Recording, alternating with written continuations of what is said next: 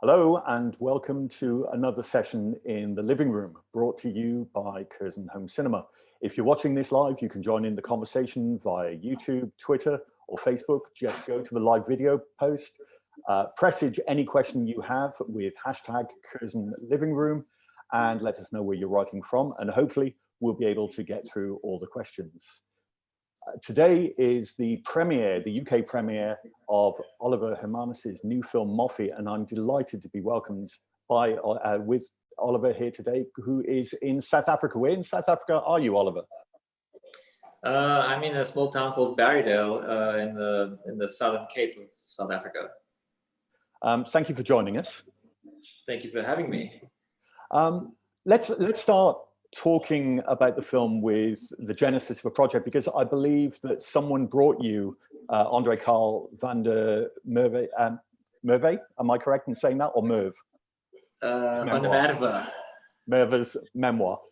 Yes. Can you talk about how the initial discussions went about?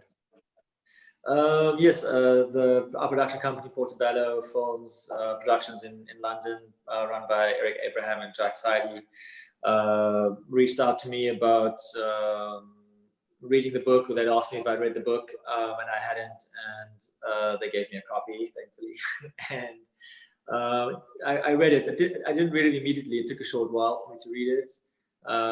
And once I'd read it, I started having conversations with Jack about a potential film, and that sort of opened up a kind of 2-year process of development where we slowly worked out what about the book we wanted to make into a film. Looking back over your previous 2 films, Endless River from 2015 and Beauty from 2011, you often deal with provocative material or have certainly provocative scenes in your films. And I was just thinking about Moffie, that you have an audience who are perhaps expected to empathize with a group of people that some might feel don't deserve empathy, of all the various members of South African society in the early 1980s. I wonder how much you thought about that at the time when you took the project on. Yeah, it was definitely a big part of my consideration. It is a strange pitch to make a film about white South African men during apartheid as the victims of something. It's a sort of strange kind of pitch. But in fact, that was kind of the point, that there was this misinformation to a degree about people's complacency with apartheid and how apartheid actually functioned. Nobody's born a racist, or nobody's born socialized toward an ideology. You are indoctrinated in some way. You are exposed, and that's what I eventually realized was the point of Moffie, was that there was something to be told here about the other side in a way that even I personally had never considered before. And it's interesting to watch the film. The racism is present throughout the film, and we see it from the perspective of these boys. But for instance, the scene on the train where they're going off to camp for the first time, and they stop at the train station and attack the black man who sat at the train station. Were these episodes in the memoir, or was this something that you brought through extra research? I would say that, more than myself, Jack actually was the one who spent quite a lot of time digging up personal anecdotes and personal stories. And we had 2 other writers on the film who wrote different versions of the film for us.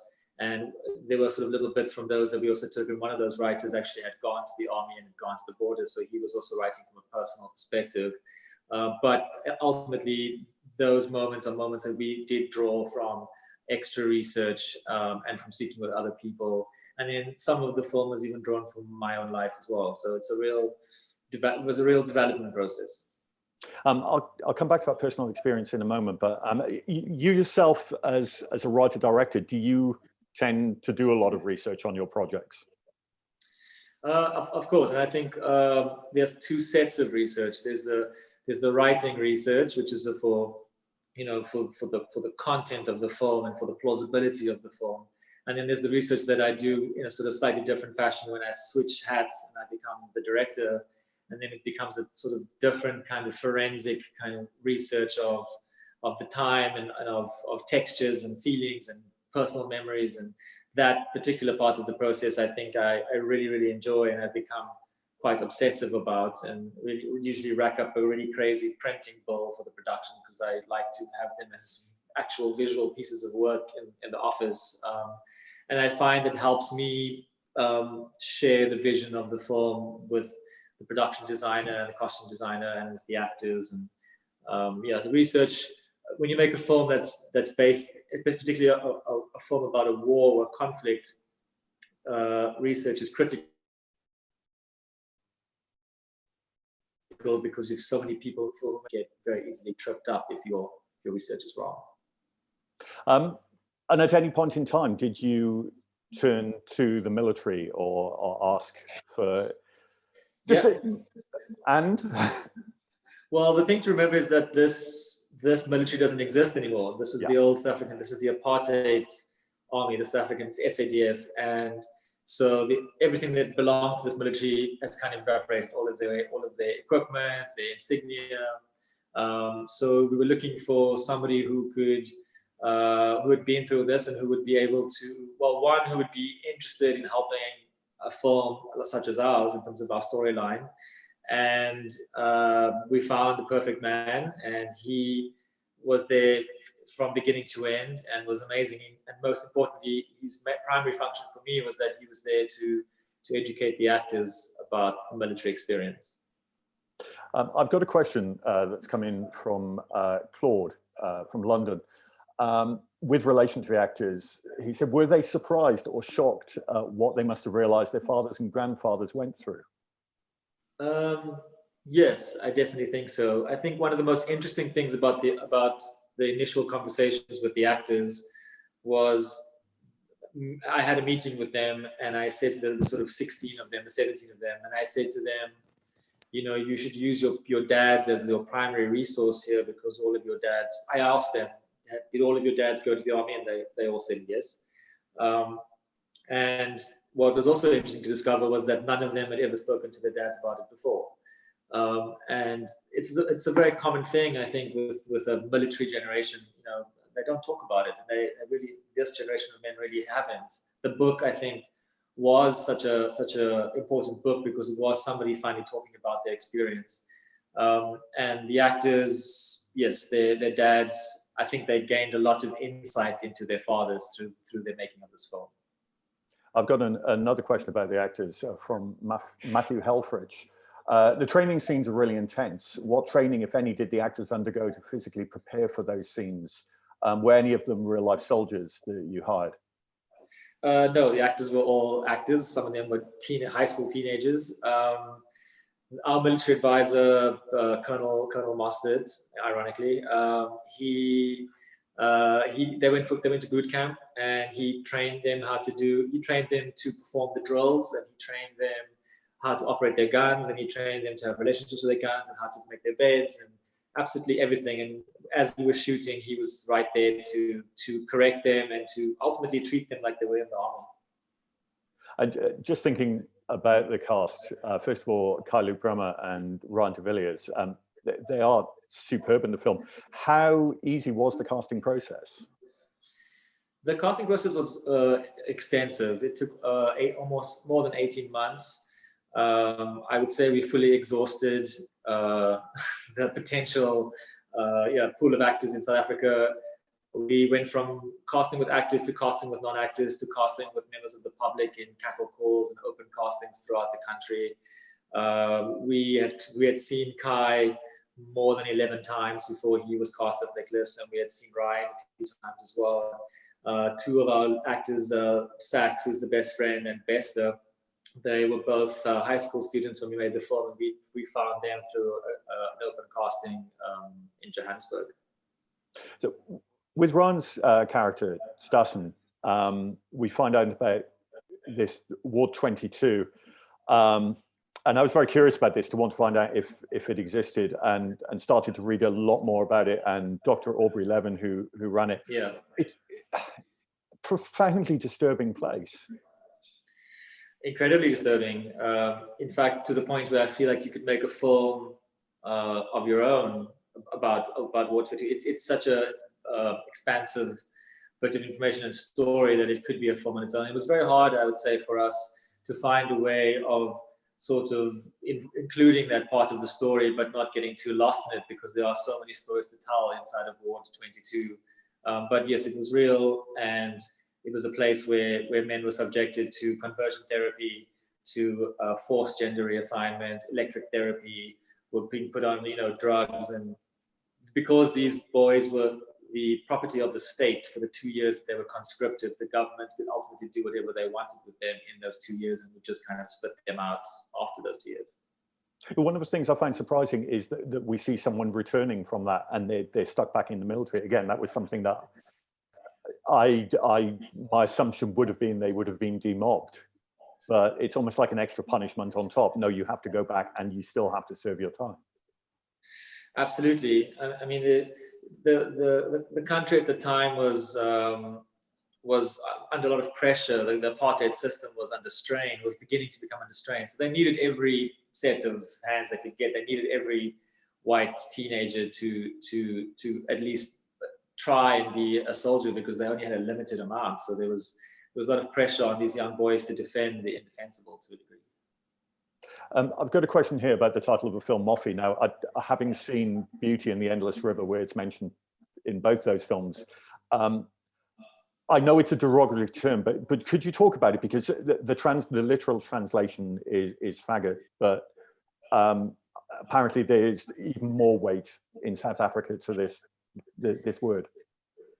I would say that the word's primary function is to demasculinize men. It is a judgment of your lack of masculinity. It's an insult that questions your masculinity, your lack of masculinity. So it works as a weapon, not just to accuse you of being homosexual or being gay. It's also there to size and measure you about your inability to be a man. It's a very primal in that way, and so it has such a vastly loaded weapon of shame. It really is used to shame young boys into a certain kind of treatment of themselves. And just staying with the idea of toxic masculinity, and looking back to The Endless River and also Beauty, how do you feel that certain sections of audience might react to this film, in terms of the way that South African society has changed? And do you feel there's still going to be a degree of identification with certain groups, or do you feel that there's been enough of a shift? In terms of their reaction to the film and in terms of its content?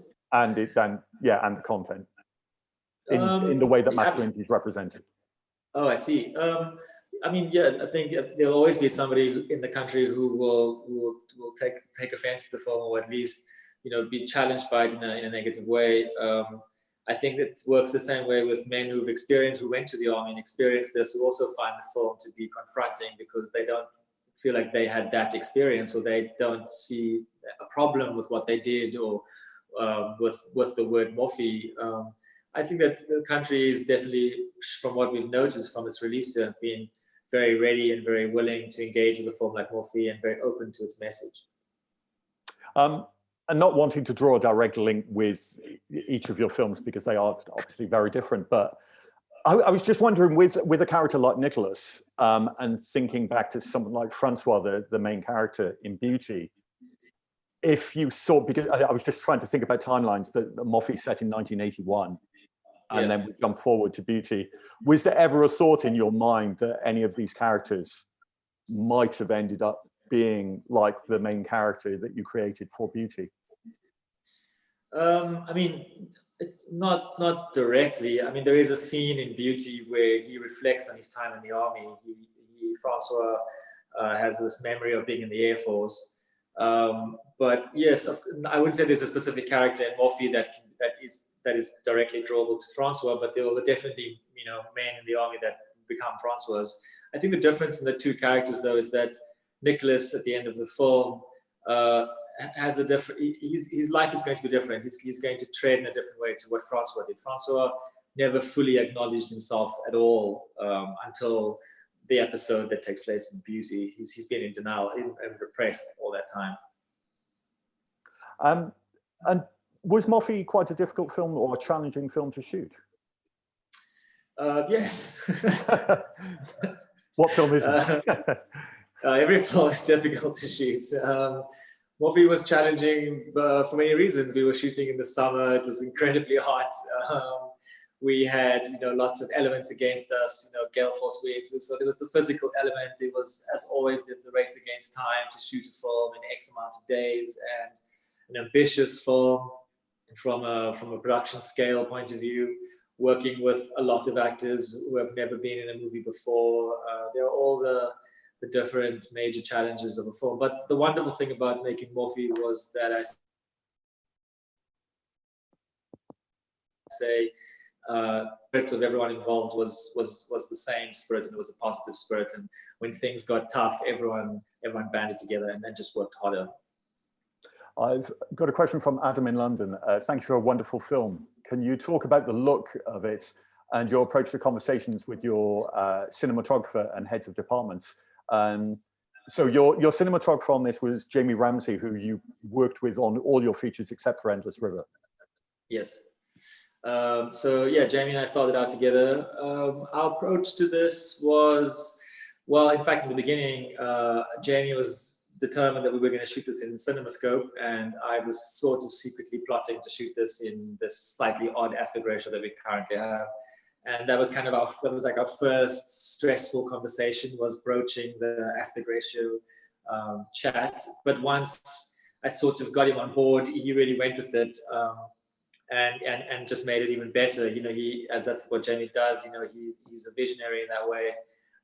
And we sort of approached the photography in a sort of symmetrical way. We were very much about this frame being a sort of portrait frame, and it meant that faces weren't to the left, to the right of the frame, but often just in the dead center.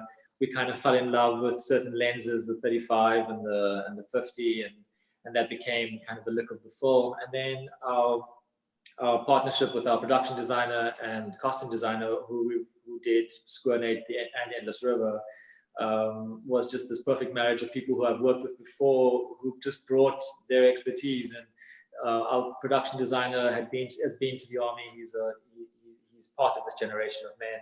So for him, it was very personal, and you can see that in his attention to detail and the world that he created for us. So yeah, it was a team that often butted heads, but in the end, are all equally brilliant at what they do. You mentioned faces, and it sounds like an absurd thing to say to one filmmaker, not all filmmakers, but to look at your films, your fascination, the way that you fall in love with the faces of characters is quite extraordinary, and you linger on them much longer than a lot of directors that I'm aware of. Could you just talk about the process and when you're creating shots and when you're thinking about shots of what you think you're achieving? I would definitely have a problem if I was shooting on film, because I don't like to say cut. Like, I would let it run. I like the dialogue runs out, and I just wait, and you just wait for whatever the actors are going to do next, and they quickly learn that they have to have a plan, because the more we shoot the film together, the more they realize that cut is not going to come at the end of the page. I don't know.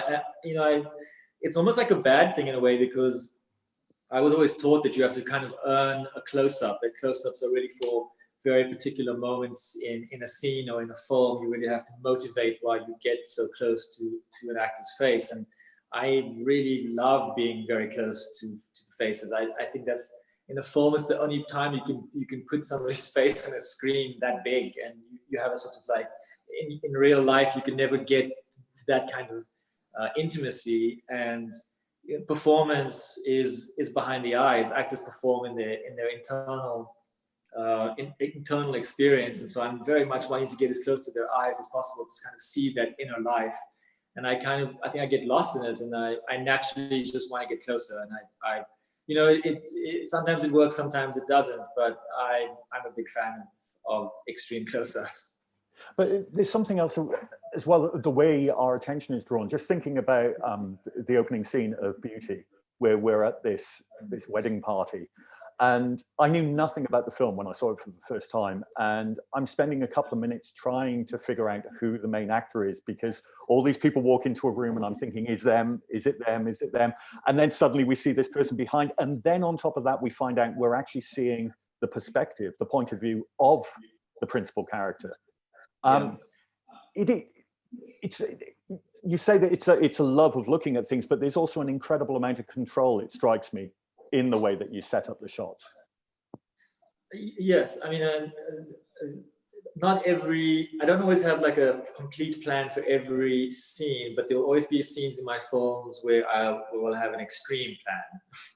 And it'll exist from the very genesis. I think the very first conversation that Jamie and I had in a coffee shop when I was trying to sort of seduce him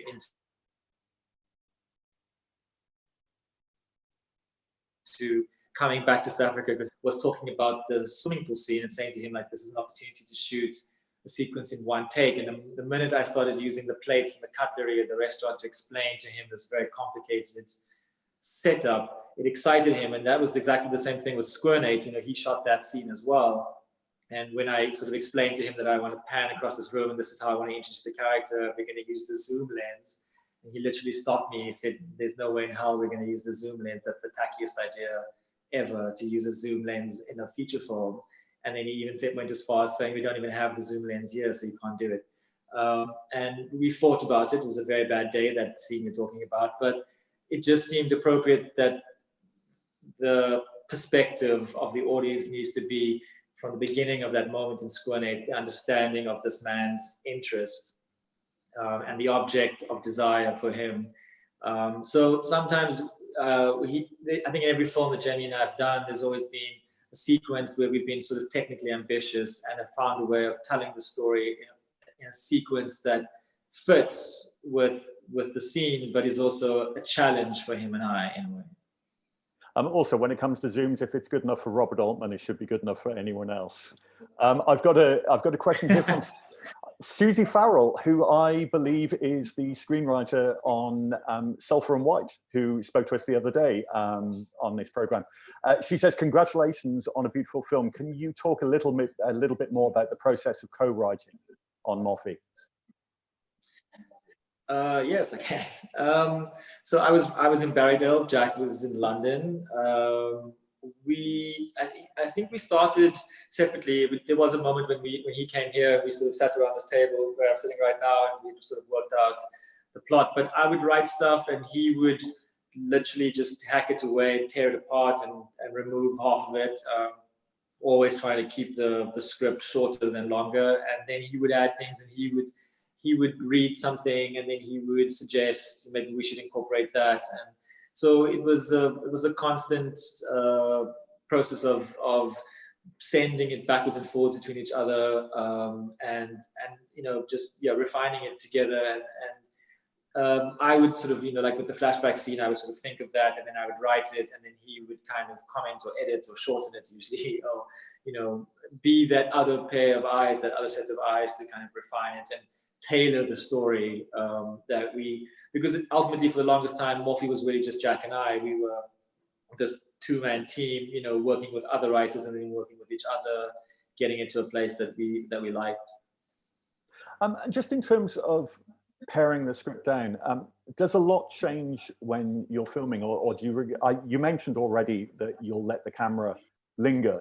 But just thinking about the later stages of your last film, The Endless River, or there's a pivotal scene in the factory in Beauty that people can see. And even in Moffie, you've got the scene after Nicholas shoots the soldier and he goes back to camp. And Sergeant Brand comes up to him. And once again, very little said. It seems that you have this faith in the physical expression or what the eyes tell us, rather than someone saying perhaps the obvious. Yeah, I definitely don't like saying it if I can show it.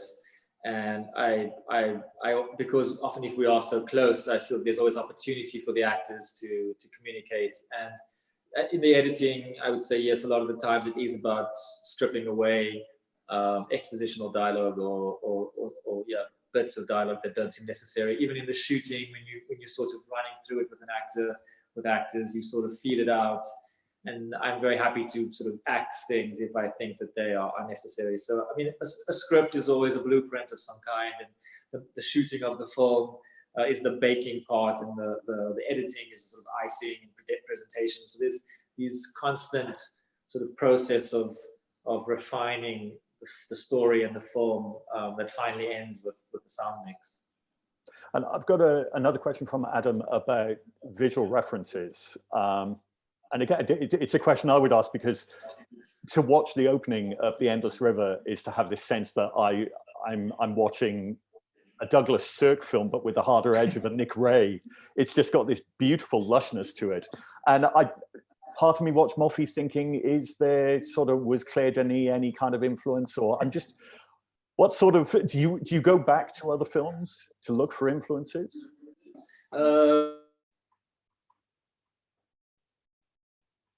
Particularly, I had this memory that, including the aspect ratio, that everyone has photo albums in South Africa of their lives in the 80s, these Kodak frames, and that became an inspiration for the scale of the aspect ratio, but also for the color palette, the wash of the film, and the framing of the film. And I would say that was what we did a lot of research, and I sort of started finding hundreds of these photographs, and that was the visual kind of relationship that we started to build. I think we're at the stage, Jamie and I, perhaps, where it's maybe too easy for us to just look at the films that we love and then take from them. We really want to justify what we're doing, so we've started to look in slightly more obscure places. But I would say, in general, the one filmmaker who I always tend to watch a lot of before I make a film is Hitchcock. And with Moffie, can you talk about sort of more esoteric visual references? Were they more military based, or? No, they were. What were they? I'm trying to remember. There was a lot of documentary photography of the time, and from a film point of view, we were quite sparse. I mean, I was going through a phase of watching a lot of Italian neorealism at the time, because of the sort of post-war kind of context, and because of the nature of the internet these days, you can spend your afternoon even just on Instagram, and I can find inspirations and colors and designs, and it becomes this huge palette that we slowly have to refine. But I wouldn't say that there was anything majorly particular esoteric that we hung on to. I've got a last question here from Brad, who wants to know about the music in the film, composed once again by Bram Dutoit. And it is, I think this and Monos, I think two of the most original, brilliant scores to recent films. Thank you. Yes, the score, Bram and I had been to the Endless River. We'd learned how to operate with each other on the Endless River. And so going into Moffie, I find that the creative relationships with your partners on a film, you have to learn a bit of their language, and the hardest language for me to learn is the language of composers, because they speak in a very particular way, and I had to learn that. And so I think Moffie is the product of Bram and I having speaking the same language in a much better way, and just Bram being very brilliant at what he does, and understanding the sort of emotional kind of resonance of the film that we wanted to create, and he did so very brilliantly, because I would say that his original score, it's a score, but sometimes it becomes kind of a soundscape. It becomes sort of like a sound experience in a way, which is really wonderful. But on top of that, we've got some fantastic Bach. Also Charles Ives at the end, which I love the inclusion of. Yeah, I couldn't let that go. It was there, and we had something else that we composed for it. But the last scene of the film is so important. Tonally, it's really, really difficult to find. It was impossible in the end for me to find something that just did what that did, and it was undeniable to me that we had to have that piece of music. It's also interesting, the cultural capital that we now bring with us to watching films, because I think before searching for Sugar Man, a lot of people wouldn't have realized how important Rodriguez has been in terms of South African culture. And then when you see the two characters singing Sugar Man, yeah, I understood. Okay, I kind of get the background of these guys. Yeah, it's, the sort of anomaly of the fact that Rodriguez was so famous amongst white South Africans in the late 70s all the way through the 80s, and became something that a lot of young men, young conscripts, that particular song, became the sort of like anti-establishment anthem to them. Although the meaning is kind of, interesting how it was appropriated. Rodriguez's song is about drug use, and in South Africa it kind of became a sort of anti-government, anti-apartheid anthem. And we were very lucky that we were able to not just sing the song in the film, but then we're given the opportunity to re-record the song with a young South African singer for the end of the film. And also, any film that has the main ingredients version of Summer Breeze in it can't be all bad. It's a fantastic cover.